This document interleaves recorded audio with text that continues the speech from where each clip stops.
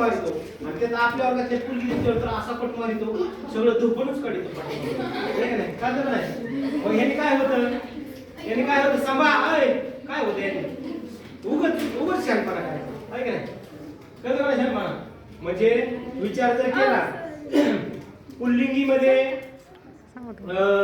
Masculine gender आणि feminine gender याच्या स्त्रीलिंगी पुल्लिंगी स्त्रीलिंगी नपुंसकलिंगी याच्यामध्ये सांगितलं पुल्लिंगी म्हणजे काय पुरुष ज्याच्यामध्ये पुरुष जातीचा बोध होतो आता याच्यात जरी पुरुष बसलेले असतील तरी पण काय ह्याच्यामध्ये येतात न्यूट्रल जेंडर मध्ये येतात का कारण शाळेत येऊन अभ्यास केला पाहिजे वाचन केलं पाहिजे सरच्या तासाला शांत बसलं पाहिजे समजून घेतलं पाहिजे समजून घेऊन उमजून घेतलं पाहिजे उमजून घेऊन आचरणात आणलं पाहिजे परंतु आपण आणतो का नाही आपल्या डोक्यात काय आहे भांडण करायची मॅडमच्या तासाला काहीतरी वेगळा आवाज काढायचा ह्या गिटारांना हसवायचं ह्या गिटाराने करायचं ह्याने आपण हसल्या भाऊ असे काय हसल्या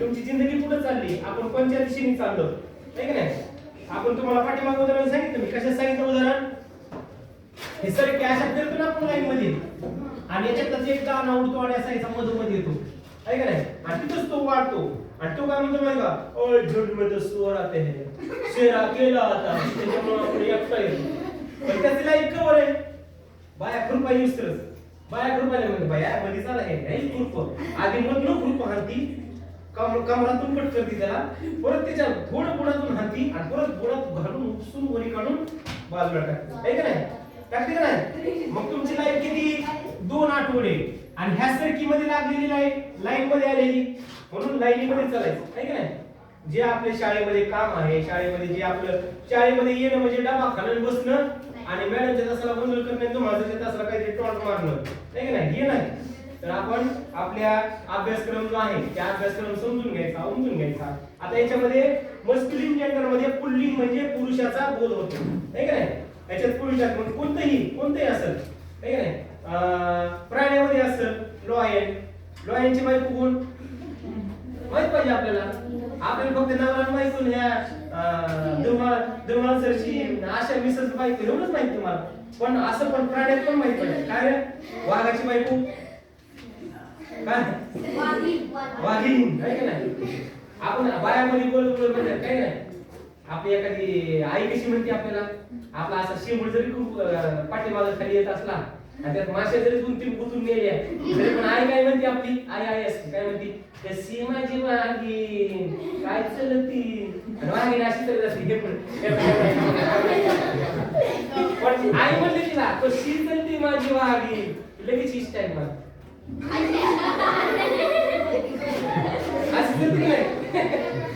म्हणजे काय होते पॉझिटिव्हिटी दरवळते आपण आहे का नाही असो तसं प्राण्यामध्ये आता कोल्ह्याची बायको कोल्ही आहे का नाही कुत्र्याची बायको काय म्हणते असो म्हणजे ह्या पुल्लिंग आणि स्त्रीलिंग करते का नाही मग आता पुल्लिंगचं काय काम असतं स्त्रीलिंगचं काय काम असतं तशा पद्धतीने खरं जर मानलं तर 2च जाती का नाही का नाही 2च जाती पंचा पुरुष आणि स्त्री संपलायचे आपण प्रत्येक त्याला भरपूर जाती पाळतो ह्याचा तो त्याचा तो ह्याचा हे आमक्याचा तो डामक्याचा तो टिमक्याचा आहे का नाही परंतु ह्या जाती कशा ठरलेल्या आहेत एखादं काम केलं त्याने ते काम केलं की तो त्या जातीचा झाला तर आपल्या जातीकडे जायचं म्हणजे पुल्लिंगी म्हणजे पुरुष जातीचा ज्यात बोध होतो त्याला पुल्लिंगी असं म्हणतात फेमिनिन जेंडर याच्यामध्ये कशाचा उल्लेख होतो काय म्हणते वाक्य स्त्रीलिंगी ज्या नामावरून स्त्री जातीचा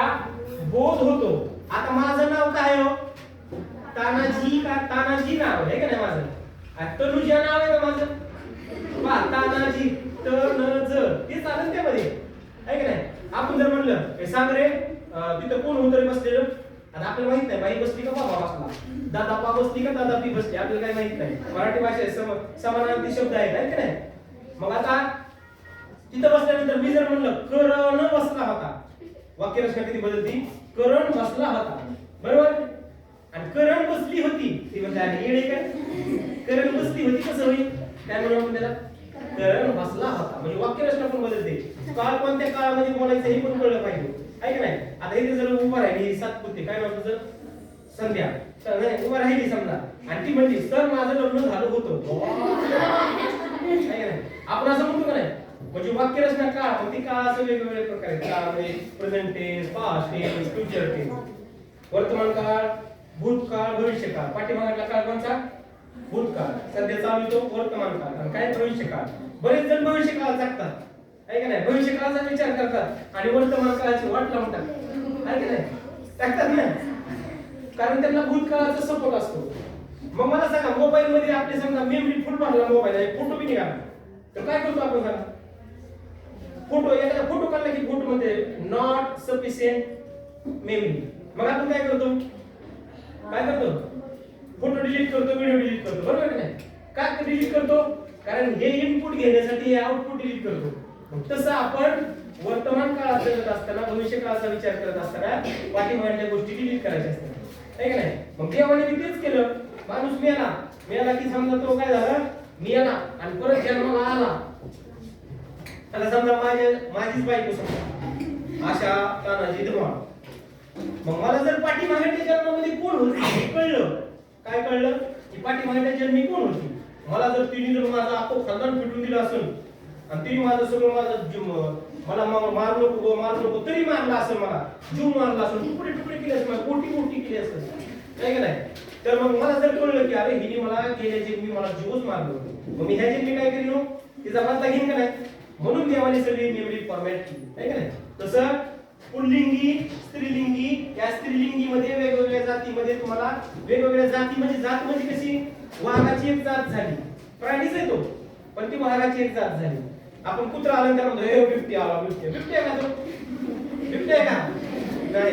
हे कळलं पाहिजे. म्हणजे स्त्रीलिंगी मध्ये काय असतंय, स्त्रीलिंगी मध्ये स्त्रीचं काम, ज्याच्यामध्ये नामाचा स्त्री जातीचा बोध होतो, नाही का नाही? मग आता याच्यामध्ये स्त्री जातीचा बोध होतो काय. मग आता याच्यामध्ये ही जे तिसरं आहे आपलं न्यूट्रल जेंडर, ज्या नामावरून निर्जीव वस्तूचा बोध होतो त्या नामाचे लिंग त्याला न्यूट्रल जेंडर असं म्हणतात. आता निर्जीव वस्तू म्हणजे काय, आपल्याला नाव दिले ना, ते काय आहे, भिंत. हा काय आहे, ही काय आहे, खडी काय आहे, खडा आहे. ही काय आहे, भिंत आहे. आता हा काय आहे, टेबल. ही काय आहे, हे काय गाय आहे. हा काय आहे, लगेच वाक्य रचनामध्ये हा काय आहे, कॅलेंडर आहे. बरोबर होतं वाक्य. हे काय आहे, कॅलेंडर. म्हणजे ही सी इट कुठं वापरायचं ते मी नंतर तुम्हाला समजून सांगता नाही का नाही? हा काय आहे, त्याच्या दोन जाती झाल्या, हा काळा पेरणारा, हा लाल पेरणारा.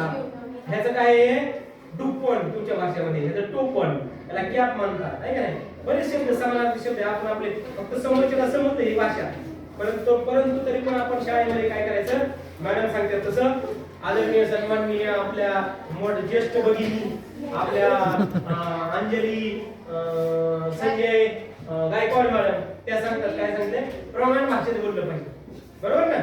प्रमाण भाषेत बोललं पाहिजे. प्रमाण भाषेमध्ये बोलताना आपण कसं म्हणायचं, भाषा झाली, आहे का नाही? एखादं झोपला असेल त्याला मग त्याला काय म्हणायला पाहिजे, अरे गुपचूप बस. आपण अजून एक शब्द आहे, हे डोकं कुठं लागणार, आहे का नाही? ते महात्मा गांधी सारखं जोक सारखं होईल, म्हणजे जास्त विचार करू नको असं बोलायचं, आहे का नाही? असं तर याच्यामध्ये जे निर्जीव असते. आता मॅडमने जे हातात धरलेला आहे ते काय आहे, मोबाईल सजीव आहे का निर्जीव आहे?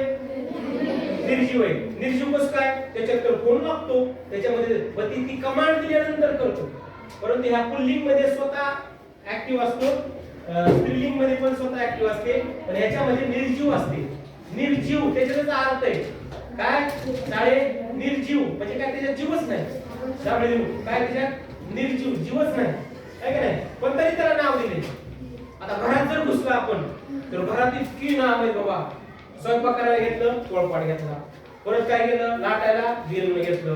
परत पेटवायला लायटर घेतलं. काय पेटवलं, गॅस सिगडी पेटवली. गॅस सिगडी पेटवतो का नाही, बर्नर पेटवतो. बर्नर कशाचा पेटवतो, मोठ्या स्टोवचा, सिगडीच्या.